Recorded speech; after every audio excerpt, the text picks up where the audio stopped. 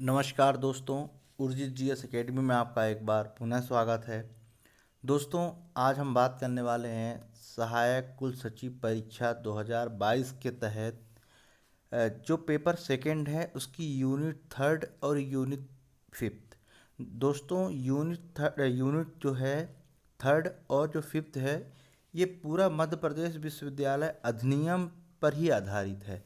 अगर आप इसका सिलेबस देखेंगे दोस्तों, इसका सिलेबस उर्जित जीएस एकेडमी की टेलीग्राम चैनल पे जो है अपलोड है, आप वहाँ जाके सिलेबस देख सकते हैं।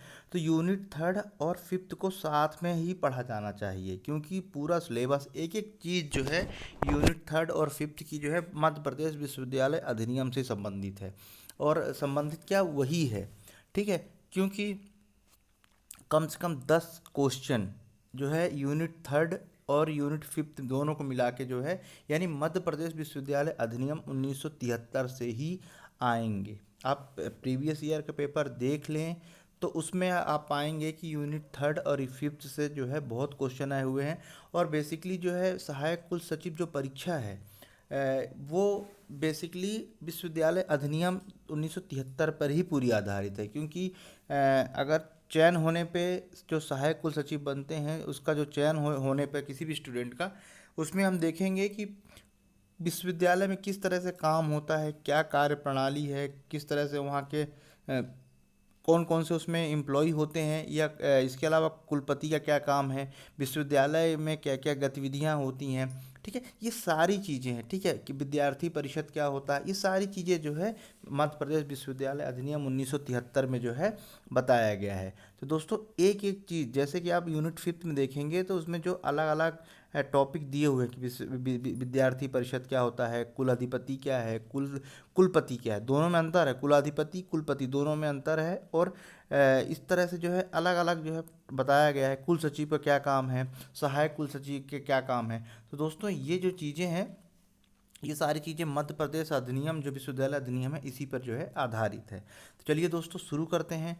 दोस्तों, ये जो है कम से कम 3 से 4 वीडियो इसका अलग अलग उसमें बनेगा, और कम से कम 50 से 60 क्वेश्चन जो है एमसीक्यू के थ्रू जो है मैं आप लोगों के सामने लाऊंगा। तो सबसे पहले दोस्तों ये पूरा वीडियो कंप्लीट हो जाएगा, मतलब ये पूरा सिलेबस कंप्लीट हो जाएगा मध्य प्रदेश विश्वविद्यालय अधिनियम 1973 का, कम से कम 3 से 4 पार्टों में। इसके बाद जो है एमसीक्यू लाई जाएगी, जिससे कि कहीं से भी कोई मिस होने की गुंजाइश ना हो। दोस्तों, बहुत महत्वपूर्ण है।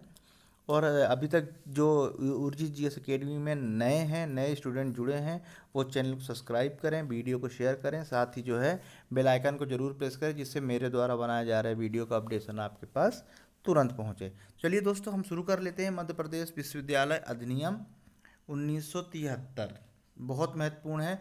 मैं एक बार फिर कह रहा हूँ कि यूनिट थर्ड और यूनिट फिफ्थ को साथ में पढ़ा जाना है, क्योंकि ये दोनों जो है एक ही हैं, ठीक है। तो सबसे पहले जो है इस अधिनियम का नाम क्या है, तो मध्य प्रदेश विश्वविद्यालय अधिनियम 1973 है, इसका पूरा नाम है, ठीक है। क्या नाम है? मध्य प्रदेश विश्वविद्यालय अधिनियम 1973। ये सबसे पहली बात तो इसे राज्यपाल की अनुमति का मिली। एक एक चीज़ इसमें देखिए, एक एक चीज़ इंपॉर्टेंट है, ठीक है। यानी दिनांक 20 अप्रैल 1973 को राज्यपाल की अनुमति मिली। क्वेश्चन बन सकता है, मैं पढ़ाता जाऊंगा, साथ में ये भी बताता जाऊंगा कि किस तरह से जो है इसमें क्वेश्चन बनेंगे। तो दिनांक यानी डेट जो है 20 अप्रैल 1973 को राज्यपाल ने अनुमति दी, और राजपत्र में जो है 23 अप्रैल 1973 को जो पहली बार जो है प्रकाशित हुआ, ठीक है। इस तरह से पूरे मध्य प्रदेश में जो है लागू हो गया, क्योंकि राजपत्र में प्रकाशित होने का मतलब ही होता है कि उसे लागू कर दिया गया है पूरे मध्य प्रदेश में, ठीक है।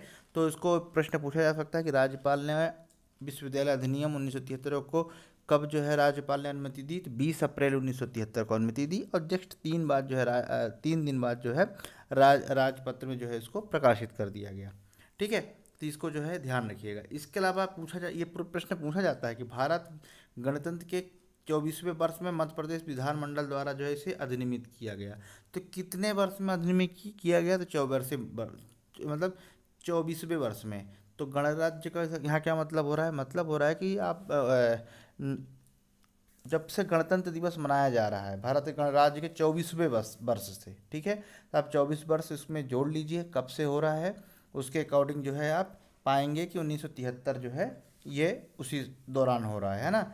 तो भारतीय गणराज्य के 24वें वर्ष, प्रश्न पूछा जा सकता है कि किस वर्ष में, 24वें, 45वें, 25वें या 22वें, तो हम ध्यान रखना 24वें वर्ष यानी 24 ईयर में, ठीक है ना, में वर्ष में मध्य प्रदेश विधानमंडल ने क्या किया, इसको अधिनियमित किया।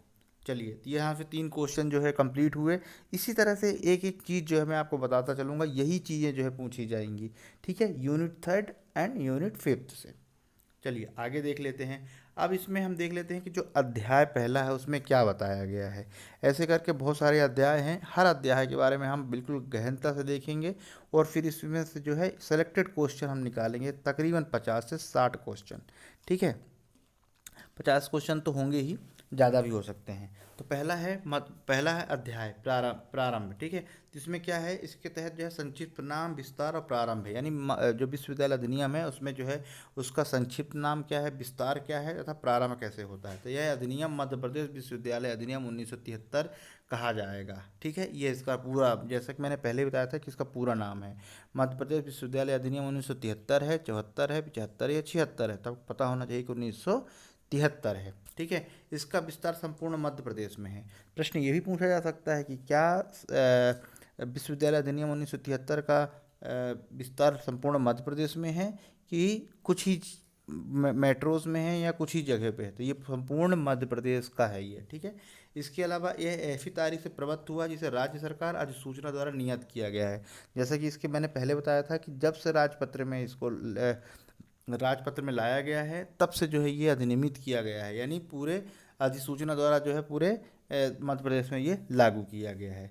तो इस तरह से जो है ये पहला अध्याय है। अब इसमें कुछ परिभाषाएं हैं, जब आप यूनिट 5 देखेंगे तो देखेंगे परिभाषाएं। तो अध्ययन बोर्ड, क्या होता है अध्ययन बोर्ड, तो अध्ययन बोर्ड से मतलब है कि विश्वविद्यालय का जो अध्ययन बोर्ड है वो, उसका मतलब ये है, ये थोड़ा सा छोटी चीज़ें हैं, लेकिन ये अधिनियम जो है पढ़ने में आपको ये बहुत ही मदद करेगी, क्योंकि इस टाइप की जो है शब्दावली आएंगी और शब्दावली और सिलेबस में भी है ये शब्दावली, और साथ ही साथ जो है आपके एग्ज़ाम में भी जो है ये शब्दावली यूज़ होंगी, इसलिए जो है इसको यहाँ पर आप बताया जा रहा है। तो सबसे पहले अध्ययन बोर्ड है, तो अध्ययन बोर्ड से मतलब होता है विश्वविद्यालय का जो है अध्ययन बोर्ड। इसके बाद अनुसूचित जनजातियों से क्या मतलब है, तो अनुसूचित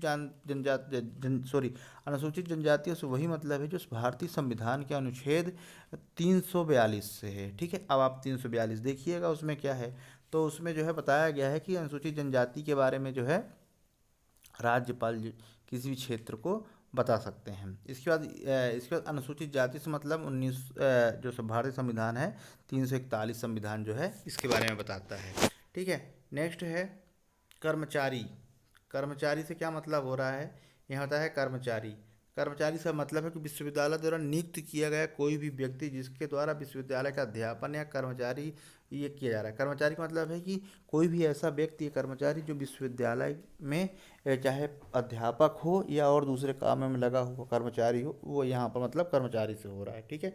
कार्य परिषद, कार्य परिषद मतलब विश्वविद्यालय की एक कार्य परिषद होगी, इसको हम डिटेल में भी जो है जानेंगे। हम एक बेसिकली एक देख रहे हैं, कुछ शब्दावली हैं जो कि आगे प्रयोग में आएंगी, इसीलिए जो है इसको एक प्रकार की हम परिभाषाएं देख रहे हैं। कुलपति, कुलपति से मतलब है वो है विश्वविद्यालय का कुलपति। कुलपति और कुलाधिपति दोनों अंतर है, ठीक है।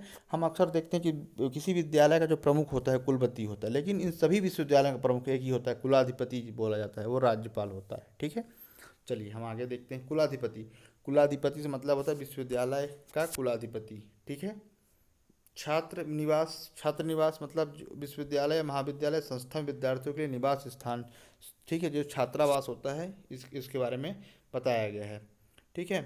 परिनियमों, अध्यादेशों तथा विनियमों से मतलब है विश्वविद्यालय जो है प्रवृत्त परिनियम, प्राधिधान, अध्यादेश या विनिमय प्रबंधन नियम जैसी जो है की दशा होगी। इसके बाद प्रचार से मतलब है कि प्रचार से अभिप्राय है महाविद्यालय का प्रधान, जब कोई प्रचार ना हो तो उसके अंतर्गत ऐसा किया जाता है जो प्रचार के रूप में कार्य करता है, ठीक है, ये प्रचार्य होता है, ठीक है।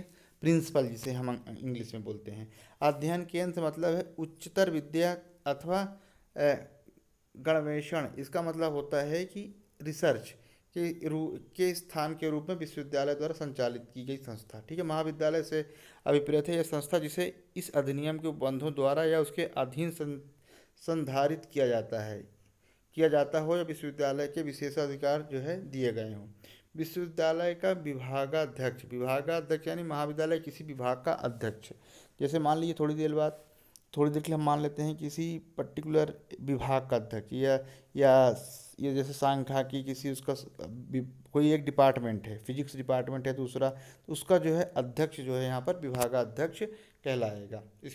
इसके अलावा जो है रजिस्ट्रीकृत स्नातक से अभिप्राय है इस अधिनियम में उपबंधों के अधीन राष्ट्रीयकृत किया गया समझा गया स्नातक जो है, ठीक है। विद्या परिषद का मतलब है विश्वविद्यालय की एक विद्या परिषद होगी। विभाग से अभिप्राय है कि अध्ययन विभाग, इसके अंतर्गत अध्ययन केंद्र, ठीक है, यह आता है सेंटर ऑफ स्टडीज़, ठीक है। विभाग फिजिक्स विभाग हो गया, केमिस्ट्री विभाग हो गया। विश्वविद्यालय से क्या मतलब है, यह अधिनियम के अधीन स्थापित किया गया समझा गया तथा द्वितीय अनुसूची में भाग में निर्दिष्ट किया गया विश्वविद्यालय, ठीक है। चलिए अगला हम देखते हैं। विश्वविद्यालय अनुदान आयोग से अभिप्राय है कि यूनिवर्सिटी ग्रांट कमीशन जो है 1956 में के अधीन स्थापित किया गया जो है एक आदेश है। विश्वविद्यालय का अध्यापन से अभिप्राय है कि प्राचार्य, उपप्राचार्य, प्राध्यापक तथा ऐसे अन्य व्यक्ति जो विद्या परिषद के अनुमोदन से विश्वविद्यालय द्वारा संचालित किया जाता हो या उसे विश्वविद्यालय के विशेष अधिकार दिए गए हों, जो शिक्षण देने के लिए या रिसर्च कार्य करने के लिए जो है नियुक्त किया गया हो, ठीक है। तो ये विश्वविद्यालय का अध्यापक होता है, ठीक है। विश्वविद्यालय का अध्यापक क्या मतलब, ऐसा व्यक्ति जो वहाँ पर जो है रिसर्च के लिए या पढ़ाने के लिए नियुक्त किया गया हो, ठीक है। तो इस तरह से जो है या विश्वविद्यालय या महाविद्यालय संचालित व्यक्ति, तो ये जो है छोटे छोटे जो है ये चीज़ें जो है बताई गई हैं, किससे संबंधित हैं, ये संबंधित है थोड़ी कुछ ऐसे वर्ड्स हैं जो एक परिभाषाएं बताई गई हैं जिसे हम आगे जो है यूज़ करेंगे। अब हमें बताइए विश्वविद्यालय की कुछ शक्तियां हैं, ठीक है, कुछ शक्तियां हैं। इसके अलावा जो है विश्वविद्यालय की कुछ कार्य भी हैं। तो अब हम विद्यालय कुछ शक्तियां पढ़ लेते हैं कि कौन कौन सी शक्तियां हैं। काफ़ी इम्पोर्टेंट है, और ये शक्तियाँ इसलिए भी इम्पोर्टेंट है क्योंकि अगर इसमें जो सिलेक्शन होने के बाद इन्हीं सब चीज़ों से जो है रूबरू होना होगा। तो चलिए हम देख लेते हैं विश्वविद्यालय की इसमें कई शक्तियाँ हैं जो कि इस प्रकार हैं। पहली जो शक्ति है कि विद्या की ऐसी शाखाओं से जिन्हें विश्वविद्यालय समय समय पर अवधारित करे प्रशिक्षण के लिए व्यवस्था करना, गणवेशन कार्य करना तथा ज्ञान के अभिवर्धन तथा प्रचार के लिए व्यवस्था करना, ये विश्वविद्यालय की शक्तियाँ हैं। यानी एक प्रकार की हम बात करें विश्वविद्यालय के ये कार्य हैं, ठीक है। ये विश्वविद्यालय के एक प्रकार के क्या हैं, कार्य हैं। तो पहला। दूसरा, उन व्यक्तियों को जो विश्वविद्यालय के सदस्य ना हों, ठीक है, उन व्यक्तियों जो विश्वविद्यालय सदस्य ना हों, शिक्षण जिसके अंतर्गत आते हैं पत्राचार तथा ऐसे अन्य पाठ्यक्रम जिन्हें कि वह अवधारित करें देने के लिए व्यवस्था करना, ठीक है। कहने का मतलब ये है कि पत्राचार के माध्यम से शिक्षण दे, मतलब ये एजुकेशन शिक्षक के लिए मतलब पढ़ने के लिए, शिक्षण के लिए, ये सारी चीज़ों का जो है व्यवस्था करना जो है विश्वविद्यालय का ही काम है, ठीक है। इसका मतलब है कि उन व्यक्तियों को जो विश्वविद्यालय के सदस्य तो नहीं है लेकिन फिर भी जो है, जैसे अक्सर जो है हम सुनते हैं कि एडहॉक में जो है टीचर का अपॉइंटमेंट कर लिया है या कुछ दिनों के लिए जो है पढ़ाने के लिए कोई टीचर आता है, तो ये उसी के बारे में जो है बताया जा रहा है। अगला जो है अध्यापन या गवेषणा, इसका मतलब होता है, गवेषणा का यहाँ बताते हैं रिसर्च होता है, ठीक है, रिसर्च होता है। तो इसके लिए विश्वविद्यालय के प्रयोगशालाएं, पुस्तकालयों, संग्रहालयों तथा अन्य साज सज्जा का जो है आयोजन करना। हम पढ़ रहे हैं विश्वविद्यालय की शक्तियां अथवा कार्य, तो ये सारा काम कौन करता है, विश्वविद्यालय ही करता है, ठीक है।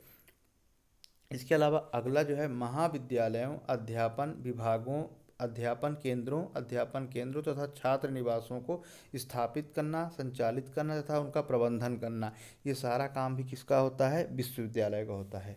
दोस्तों, जो भी जो है सहायक उप सचिव में जो सेलेक्ट होगा, तो वो यूनिवर्सिटी यानी विश्वविद्यालय के तहत ये सारे काम जो है उसको देखना होगा। इसीलिए जो है ये एक्ट इसमें शामिल किया गया है, जिससे कि जो है आधी चीज़ें आपको पहले से ही पता हों, क्योंकि विश्वविद्यालय से रिलेटेड जो है ये वैकेंसी है, विश्वविद्यालय के बारे में तो पता होना ही चाहिए। तो ये सारे काम भी जो है विश्वविद्यालय यानी यूनिवर्सिटी करती है, ठीक है। अब इसमें कुछ कंडीशन दे दी गई कि इस अधिनियम के उपबंधों के अनुसार प्राचार्य पद, आचार्य पद, उपचार्य पद, अध्यापक पद तथा विद्या संबंधी कोई अन्य पद या कोई अन्य अध्ययन पद जो कि विश्वविद्यालय संस्थित संस्थित करना, ऐसे पदों को व्यक्तियों को नियुक्त करना। ठीक है, ये काम भी जो है विश्वविद्यालय का है। इसके अलावा जो सेकंड है, इन व्यक्तियों को जो किसी अन्य विश्वविद्यालय या संगठन में कार्य कर रहे हों विश्वविद्यालय के अध्यापन के रूप में नियुक्त करना। ठीक है, यानी कहने का मतलब ये है कि मान लीजिए कोई व्यक्ति जो किसी अन्य विश्वविद्यालय संगठन में कार्य कर रहे हों, लेकिन अगर विश्वविद्यालय के अध्यापक के रूप में अगर उनको कुछ समय के लिए नियुक्त किया जाता है तो ऐसा किया जा सकता है।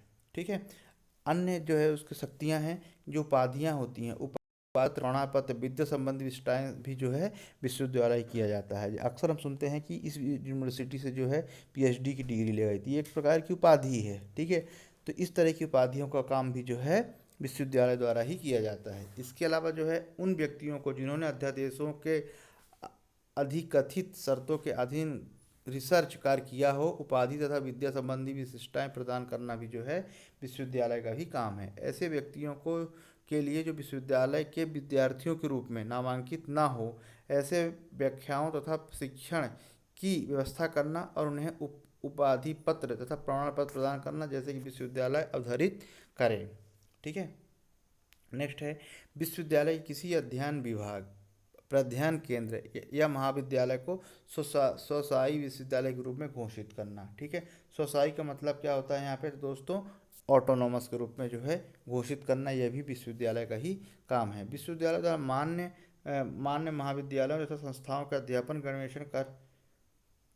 ठीक है, विश्वविद्यालय द्वारा मान्य महाविद्यालयों तथा संस्थाओं में अध्यापन तथा गणवेषण यानी रिसर्च कार्य करना या संचालित करना, समन्वय करना, विनिमय करना तथा नियंत्रण करना भी जो है, ये सारा काम भी जो है विश्वविद्यालय का ही है। इसके अलावा मध्य महाविद्यालयों तथा मान्यता प्राप्त संस्थाओं को निरीक्षण करना, महाविद्यालयों तथा मान्यता प्राप्त जो संस्थाएं हैं उनका निरीक्षण करना तथा यह सुनिश्चित करने के लिए उपाय करना कि उनमें शिक्षण, अध्यापन तथा प्रशिक्षण का उचित स्तर सही है कि नहीं, ये काम भी जो है महाविद्यालय यूनिवर्सिटी जिसे बोलते हैं विश्वविद्यालयों का भी जो है ये काम करना, यानी ये देखना कि उसके अंतर्गत जो महाविद्यालय आ रहे हैं उनमें सारी चीज़ें चल रही हैं कि नहीं चल रही हैं, ये काम भी जो है यूनिवर्सिटी ही करती है। इसके अलावा जो है समाज के कमज़ोर वर्गों के तथा विशिष्ट अनुसूचित जाति जनजातियों के शैक्षणिक स्तर को विशेष सतर्कता के साथ संप्रवर्तित करना। ठीक है, जो समाज के कमज़ोर वर्ग है, ST SC के हैं, तो उनमें ये सारी चीज़ें उनके लिए भी ये देखना कि शैक्षणिक हित में है या हित को विशेष सतर्कता के साथ जो है, मतलब उनके एक प्रकार का हितैषी बनाना, उनके अकॉर्डिंग जो है ये सारी चीज़ें करना भी जो है विश्वविद्यालय का ही काम है। विश्वविद्यालय के अध्यापकों तथा पूर्व छात्रों के लिए पुनः पाठ, कहने का मतलब विश्वविद्यालय जो अध्यापक है जो पूर्व छात्र हैं, ठीक है, तो उनके लिए पाठ्यक्रम जिसे बोलते हैं कि रिफ्रेश कोर्सेज तथा अवकाश पाठ्यक्रम यानी वोकेशनल कोर्स की जो है सुविधाएं देना भी जो है ये भी विश्वविद्यालय का ही कार्य है। ठीक है, स्वतः ही या अन्य विश्वविद्यालय या राज्य सरकार या संघ सरकार के सहयोग से हिंदी के अध्यापन के संवर्धन तथा विकास के लिए जो है उपाय करना भी विश्वविद्यालय का ही कार्य है। इसके अलावा निम्नलिखित व्यवस्था करना यानी अध्यापन, ठीक है, पत्राचार, पाठ्यक्रम, शारीरिक प्रशिक्षण, खेलों या व्यायाम संबंधी क्रियाकलाप, समाज सेवा, राष्ट्रीय कैडेट कोर जिसे NCC बोला जाता है, या विद्यार्थी संघ, ये NCC है, या विद्यार्थी संघ, इन सब की व्यवस्था भी जो है विश्वविद्यालय यानी यूनिवर्सिटी के द्वारा ही किया जाता है। इसके अलावा जो है उन सेवाओं के लिए जो संघ या राज्य सरकार के अधीन हो, ध्यान से उन सेवाओं के लिए जो संघ या राज्य सेवा के अधीन हो, प्रतियोगी परीक्षाओं संबंधित प्रशिक्षण की तथा अन्य प्रशिक्षण की जो राष्ट्रीय विकास में सहायक हो, ये भी व्यवस्था करना जो है विश्वविद्यालय यानी यूनिवर्सिटी का ही कार्य है। विश्वविद्यालय के विद्यार्थियों के निवास, आचरण, अनुशासन का पर्यवेक्षण तथा नियंत्रण करना, उनके स्वास्थ्य एवं सामान्य कल्याण में अभिवृद्धि करने का इंतजाम करना जो है विश्वविद्यालय का ही कार्य है। इसके अलावा प्रशासनिक, लिपिक वर्गीय तथा अन्य आवश्यक पदों का सृजन करना और वहाँ की नियुक्ति करना भी जो है किसका काम है, वो भी यूनिवर्सिटी का काम है। विश्वविद्यालय के जो वैतनिक अधिकारी हैं, अध्यापक तथा अन्य कर्मचारियों को परिनियम अध्यादेशों के अनुसार जो है उनका नियंत्रण करना। ठीक है। इसके अलावा जो है विश्वविद्यालय में प्रवेश संबंधी मापदंड जिनके अंतर्गत परीक्षा, मूल्यांकन, जांच की कोई अन्य पद्धति आती है वो भी अवधारित करना जो है विश्वविद्यालय का ही कार्य है। स्त्रियों के लिए जो है विद्यार्थियों की दशा में ऐसे विशेष इंतजाम करना जिन्हें विश्वविद्यालय की जो है वांछित समझे, यानी विश्वविद्यालय अगर जो आवश्यक समझे स्त्रियों के लिए जो है ऐसे माहौल या ऐसे ऐसे वातावरण का जो है इंतजाम करना भी जो है किसकी रिस्पॉन्सिबिलिटी है, किसकी शक्तियाँ या कार्य हैं, विश्वविद्यालय की। इसके अलावा कर्मचारियों के स्वास्थ्य एवं सामान्य कल्याण की अभिवृद्धि के लिए भी जो है इंतजाम करना, ये भी एक प्रमुख कार्य है किसकी, विश्वविद्यालय की। तो दोस्तों इस तरह से जो है हमने विश्वविद्यालय के बारे में पहला पार्ट जाना। पहले पार्ट में हमने ये सारी चीज़ें देखी विश्वविद्यालय की क्या क्या शक्तियाँ हैं। दोस्तों इसको आप 1 से 2 बार जो है वीडियो को देखेंगे, साथ ही जब इसको 1 से 2 बार स्वयं पढ़ेंगे तो आपको ये चीज़ें जो है क्लियर होंगी, क्योंकि ये शब्दावली विशेष बिल्कुल एकदम बिल्कुल ऑफिशियल है, इसलिए इसमें कुछ आपको दिक्कतें आ सकती हैं। तो इसलिए आपको कम से कम 1 से 2 बार पढ़ेंगे तो डेफिनेटली जो है आप जो है इसको आसानी से आप समझ पाएंगे और आपको दिमाग में ये सारी चीज़ें जो है क्लियर हो पाएंगी। ठीक है। आप वीडियो को पोस्ट कर करके डाउनलोड कर लीजिए, उसको जो है निरंतर 1 से 2 बार देखिए, फिर एक भी क्वेश्चन जो है आपसे नहीं मिस होगा। ठीक है। तो चलिए दोस्तों हम पार्ट 2 में जो है हम कुछ और विश्वविद्यालय संबंधित देखेंगे। बाकी हम देखेंगे कि कुलाधिपति कौन होते हैं, किस तरह से नियुक्तियाँ होती हैं, क्या उनके कार्य होते हैं, इसके बाद कुलपति के बारे में जो है हम देखेंगे। इस तरह से जो है पूरा मध्य प्रदेश विश्वविद्यालय अधिनियम 1973 को जो है समाप्त करेंगे। ठीक है। बहुत महत्वपूर्ण है, इसमें 2 यूनिट, क्योंकि पेपर 2 बहुत लेंदी है। एमपी पार्ट जो है सभी जानते हैं और एमपी से संबंधित मैं वीडियो निरंतर जो है अपलोड कर ही रहा हूँ एमसीक्यू के फॉर्मेट में, तो इसका भी जो है जल्द से जल्द मैं करूँगा। तो दोस्तों पढ़ते रहिए, अगला वीडियो बहुत जल्द अपलोड करता हूँ। नमस्कार।